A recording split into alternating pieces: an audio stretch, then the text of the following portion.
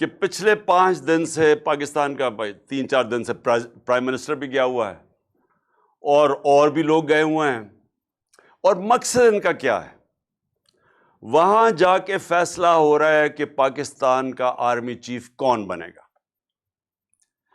میں ذرا اپنی ساری قوم کو کہتا ہوں کہ ذرا غور کریں کہ اس ملک کے ساتھ کیا ہو رہا ہے، کہ جو ہماری نیشنل سیکیورٹی کا سب سے اہم عہدہ آرمی چیف کا، اس کا فیصلہ کدھر ہو رہا ہے؟ لندن میں بیٹھ کے۔ فیصلہ کون کر رہے ہیں؟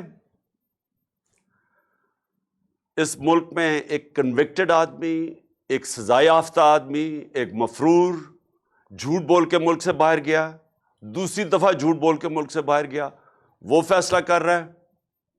اس کے ساتھ اور کون ہے؟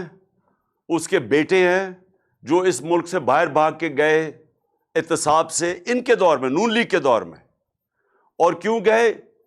کیونکہ وہ جواب نہیں دے سکتے تھے کہ اربوں روپے کی پراپرٹیز ان کی لندن میں کدھر سے آئیں، اور انہوں نے کہا ہم پاکستان کے شہری نہیں ہیں۔ 3 دفعہ پرائم منسٹر کے بیٹے کہتے ہیں ہم لندن کے شہری نہیں ہیں، کیونکہ وہ جواب نہیں دے سکتے کہ اربوں روپے کی وہ حسن نواز، وہ کم از کم 10 ارب روپے کی جو پراپرٹی اس نے لندن میں لی، وہ کدھر سے آئی۔ ساتھ ہے ان کی بیٹی جو پینما میں اس کے نام پہ یہ 4 بڑے بڑے محلات کا انکشاف ہوا تھا، جو سب نے حسین شریف نے کہا کہ الحمدللہ ہمارے ہیں، نواز شریف نے کہا ہمارے ہیں، لیکن یہ نہیں بتا سکتے کہ پیسہ کدھر سے آیا۔ تو وہ وہاں بیٹھے ہوئے ہیں، اسحاق ڈار کے بیٹے وہاں بیٹھے ہوئے ہیں جو کہ ملک سے باہر بھاگے ہوئے ہیں، اور اسحاق ڈار بھی ملک سے باہر بھاگا تھا جب تک NRO نہیں دیا، اور ہینڈلرز نے اس کو یہ یقین دہانی نہیں کی کہ فکر نہ کریں آپ آ جائیں تو آپ کو کوئی نہیں پکڑے گا۔ تو یہ وہ لوگ، اور جس میں پھر شہباز شریف کا بیٹا بیٹھا ہوا ہے، سلمان شہباز، جو احتساب سے بھاگا ہوا باہر۔ تو وہ جو اس ملک کے چوروں کا ٹبر ہے، وہ فیصلہ کر رہا ہے اس وقت اس ملک کے مستقبل کا۔ تو میں ہی آپ نے ساری قوم کو یہ بتانا چاہتا ہوں کہ یہ کسی دنیا کے مہذب معاشرے میں یہ تصور بھی نہیں کوئی کر سکتا کہ یہ ہوگا کہ ملک کے اہم فیصلے ملک کے باہر ہوں اور وہ لوگ کریں جو 30 سال سے ملک کے پاسا چوری کر کے باہر لے کے جا رہے ہیں۔ اور میں دوسری بات کہ شہباز شریف کے اوپر ایک اخبار کے اوپر اس نے ہرجانہ کیا کہ میری توہین کی گئی ہے، اور اس نے جا کے عدالت میں چلا گیا۔ اب شہباز شریف کو نہیں پتا تھا کہ برطانیہ کی عدالتیں کیوں، ونسٹن چرچل ان کے جو بڑا اسٹیٹسمین تھا، اس نے کیوں کہا جب برطانیہ ہٹلر کی دوسری جنگ عظیم میں جب تباہ کر رہے تھے برطانیہ کو، تو اس نے کیوں کہا، اسے جب کسی نے پوچھا ہم بچ جائیں گے، اس نے کہا کیا ہماری عدالتیں انصاف دے رہی ہیں؟ تو انہوں نے کہا جی دے رہی ہیں۔ تو انہوں نے کہا کوئی دنیا کی طاقت ہمیں نہیں ہرا سکتی۔ ان کی عدالتوں کے اندر یہ چلا گیا شہباز شریف، اور اب انہوں نے 8 یا 9 دسمبر کو اس کو بلا لیا، اس سے جواب مانگے ہیں۔ اب شہباز شریف کو غلط فہمی ہوئی ہے کہ ٹیلی فون اٹھا کے تو جج کو کہہ کے جی بے نظیر کو 3 نہیں 5 سال سزا دینا ہے، اس کے جو ماضی میں بریف کیس پکڑ کے کوئٹہ بینک پہ جانے والا، بینچ کو خریدنے والا، اس کو یہ نہیں پتا کہ وہ کدھر پھنس گیا جا کے۔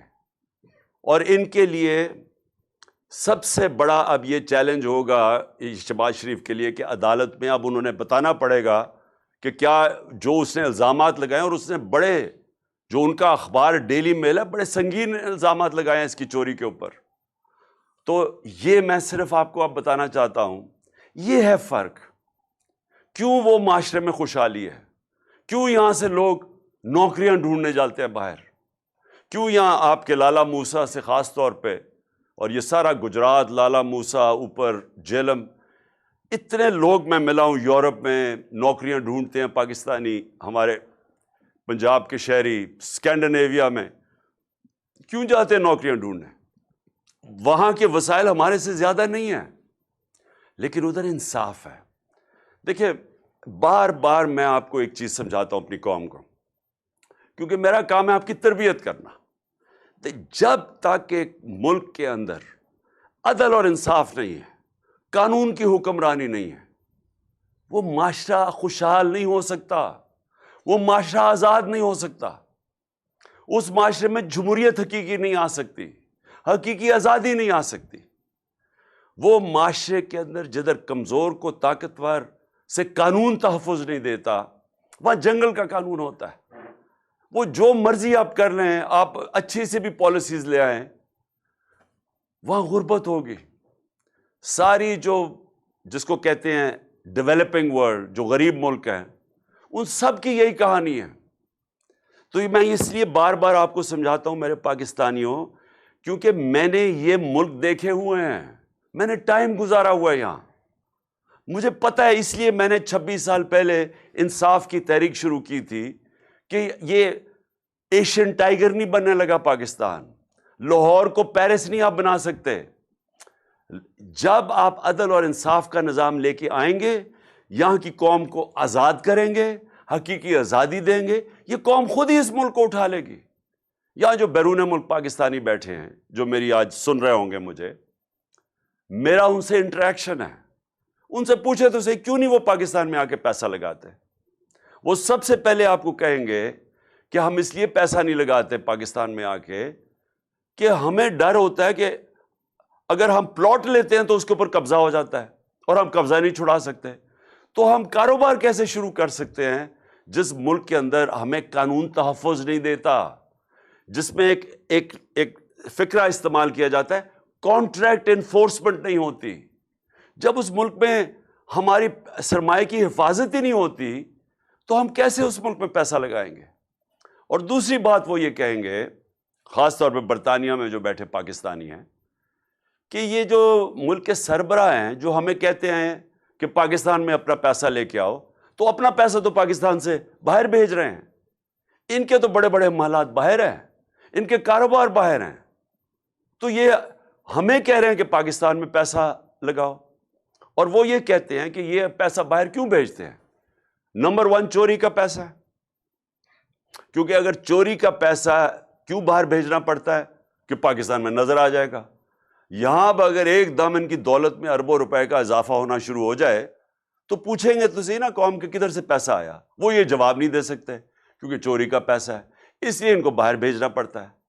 اور یاد رکھیں جب باہر بھیجتے ہیں، اور میں یہ بار بار آپ کو اس لیے بتاتا ہوں کہ جب آپ کا ملک کا پیسہ چوری کر کے، جس طرح یہ ٹی ٹی کیس ہے شہباز شریف کا اور بیٹوں کا، کہ یہ پوری ایک گاڑی میں پیسہ، پہلے وہاں سے ان کے ماڈل ٹاؤن کے گھر سے وہ گاڑی میں پیسہ رکھا جاتا تھا، پھر پولیس گارڈ لے کے جاتی تھی ہنڈی اور حوالے، جدھر سے یہ پیسہ ڈالر میں چینج ہوتا تھا اور پھر باہر بھیجتے تھے، اور پھر جو پیسہ پاکستان منگوانا ہو تو وہ ایک ان لوگوں کے نام پہ لے کے آتے تھے جو کبھی پاکستان سے باہر ہی نہیں گئے، مثلا، اور زرداری بھی یہی کرتا تھا، تو وہ پاپڑ والا اور چینی والا اور یہ وہ لوگ ان کے پاسپورٹ لیتے تھے اور کہتے تھے جی انہوں نے باہر سے ریمیٹنسز بھیجی ہے۔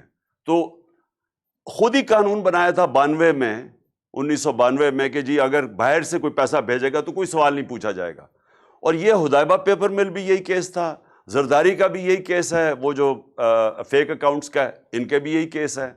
تو یہ وہاں سے انہوں نے پیسے باہر پہلے چوری کر کے، چوری کا پیسہ باہر، ریمیٹنس سے واپس جس کی ضرورت ہے، باقی پیسہ ان کا باہر پڑا ہے۔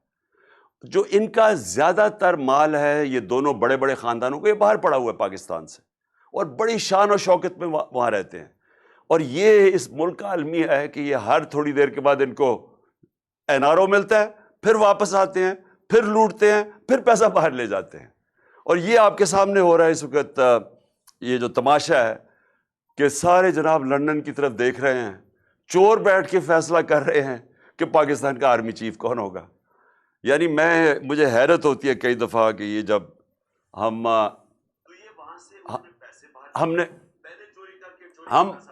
یہ سوچتے ہیں کہ یہ اللہ، یہ ہم کس دنیا میں رہ رہے ہیں کہ کسی بھی دنیا کے ملک میں یہ مجھے کوئی بتا دیں، میں برطانیہ میں پتہ نہیں کتنے 20-30 سال گزارے ہیں، کوئی سوچ سکتا ہے وہاں کی اس طرح کی چیز ہو؟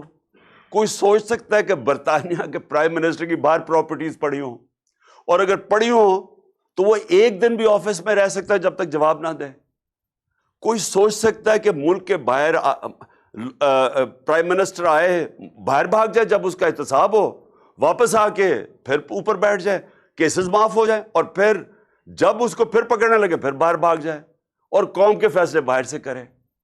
یہ ساری قوم ذرا سوچے اس کے اوپر کہ اس کا کوئی مہذب معاشرے کے اندر اس طرح کی مثال نہیں ہے. اور پھر ہم کہتے ہیں کہ جی آرمی چیف کے میرے اوپر بھی ایک دو الزام لگائیں، جی اس کا ہم نے متنازع کر دیا اس کا آرمی چیف کا. میں نے تو کبھی متنازع نہیں کیا. میں تو کہتا ہوں جو میرٹ کے اوپر آرمی چیف ہے اس کو بنانا چاہیے. مجھے تو کوئی اپنا آرمی چیف نہیں چاہیے. پھر سے نہ مجھے اپنا کوئی جج چاہیے، نہ مجھے کوئی اپنا آئی جی چاہیے، نہ مجھے اپنا کوئی نیب کا ہیڈ چاہیے. مجھے تو بہترین میرٹ کے اوپر لوگ چاہیے. ان کو چاہیے. ہر آدمی ان کا اپنا ہونا چاہیے. اب پنڈی اسلام آباد کا شہباز شریف نے آئی جی بنایا. اس کو سزا ہونے والی تھی سیف سٹی کیس میں. اس آئی جی کو اس کو سزا ہونے والی تھی. اس نے اٹھا کے اس کو آئی جی بنا دیا. کیوں بنایا اس کو؟ کیونکہ وہ کرپٹ ہے. وہ اب اس کی خدمت کرے گا، وہ اس کا ہر ناجائز کام کرے گا. اس لیے اس طرح ملک تباہ ہوتے ہیں کہ اداروں کے اوپر لوگوں کو اس لیے نہیں لے کے آتے کہ وہ میرٹ پہ اور ملک کا فائدہ ہوگا اور ادارے کو مضبوط کرے گا. ان کو اس لیے لے کے آتے ہیں کہ یہ ان کے غلط کام کریں گے. اور یہی انہوں نے کروایا آج تک. عدلیہ کے اندر انہوں نے ڈنڈے مار کے جب چیف جسٹس سجاد علی شاہ جیسا دیانتدار جج کو جب بھگایا وہاں سے اور پھر پیسے رشوت دے کے اس کو جب ہٹایا، تو یہ اس لیے نہیں کہ ان کو کوئی فکر تھی کہ پاکستان کی عدلیہ ٹھیک کام نہیں کر رہی. اس لیے کہ وہ ان کے نیچے نہیں تھی، ان کی غلامی نہیں کر رہی تھی، ان کے غلط کاموں کے اوپر غلاف نہیں ڈال رہی تھی، چھپا نہیں رہی تھی. تو جب جن لوگوں کی پوری تاریخ ہی یہ ہو تو وہ لوگ پاکستان کے آرمی چیف کا فیصلہ کریں گے لندن میں بیٹھ کے. اور میں ان سے بھی پوچھنا چاہتا ہوں جو ان کے ہینڈلرز ہیں، کیا ان کو فکر نہیں ہے پاکستان کی؟ کیا ان کو نہیں سمجھ آ رہی ہے کیا ہو رہا ہے ملک کے اندر؟ کیا ان کو تب نہیں سمجھ آ رہی تھی جب یہ ایک چوروں کو اوپر مسلط کیا جا رہا تھا کہ انہوں نے ملک کے ساتھ کرنا کیا ہے؟ جو 30 سال سے ملک کو لوٹ رہے تھے ان کو پھر سے جب مسلط کیا انہوں نے، تو کیا ان کو یہ نہیں نظر آ رہا تھا کہ انہوں نے کرنا کیا ملک کے ساتھ؟ تو یہ جو ہو رہا ہے یہ ہونا تھا کیونکہ انہوں نے ماضی میں بھی یہی کیا ہے.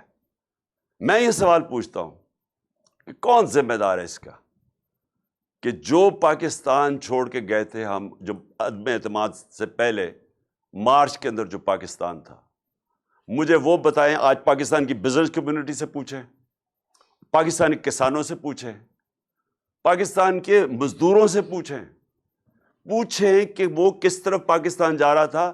17 سال کے بعد ہماری بہترین ملک کے اندر دولت میں اضافہ ہو رہا تھا جس کو گروتھ ریٹ کہتے ہیں. تیسرے سال میں 5.7% ہماری اکانومی گرو کی اور چوتھے سال میں 6%. اور انشاءاللہ اگر ہمیں یہ سازش کے تحت نہ ہٹاتے ہم نے 7% پہ جانا تھا. جو تیل کا تھا، جو اصل ہمیں جھٹکا پڑا تھا تیل کی قیمتیں تو نیچے آ گئی ہیں. تو ہم نے جو اپنے لوگوں کو مہنگے ڈیزل اور پیٹرول سے بچایا تھا سبسیڈائز کر کے، وہ ہم یہی سوچ رہے تھے کہ ہم روس سے سستا تیل لیں گے اور دوسری چیز ہم اور چیزوں سے پیسہ نکال کے، یعنی اور اپنی ڈیولپمنٹ فنڈ سے پیسہ عوام کو سبسیڈائز کریں گے تاکہ بوجھ نہ پڑے عوام پہ، تاکہ مہنگائی نہ ہم روک کے رکھیں. انہوں نے آتے ساتھ ہی پہلے تو انہوں نے مہنگائی آسمانوں پہ چلی گئی. ہماری 15 سے 16 تک گئی ہے ہماری مہنگائی ہمارے دور میں، اور انہوں نے شور مچایا ہوا تھا. یہاں 27% ہے آج مہنگائی. 50 سال کے بعد سب سے زیادہ مہنگائی ہے آج پاکستان میں. اور انہوں نے ان کی وجہ سے، کیونکہ یہ اکانومی نہیں ہینڈل کر سکے، آج روپیہ ان کے دور میں تقریباً 39 روپیہ گرا ہے، 49 روپیہ ڈالر مہنگا ہوا ہے. ان کے دور کے اندر آج پٹرول ڈیزل کی قیمتیں کدھر ہیں؟ ہمارے دور میں کدھر تھی؟ ان کے دور میں بجلی کی قیمت آج کدھر گئی ہے؟ جو آج لوگوں سے پوچھیں کہ جو ان کو بجلی کے بل آ رہے ہیں. ابھی جو گیس کی شارٹیج آنے والی ہے اور جو گیس کی قیمتیں ہیں یہ سردیوں میں ان کے دور میں آج دیکھنا اب کدھر آ رہی ہیں، جو انہوں نے IMF سے مان چکے ہیں.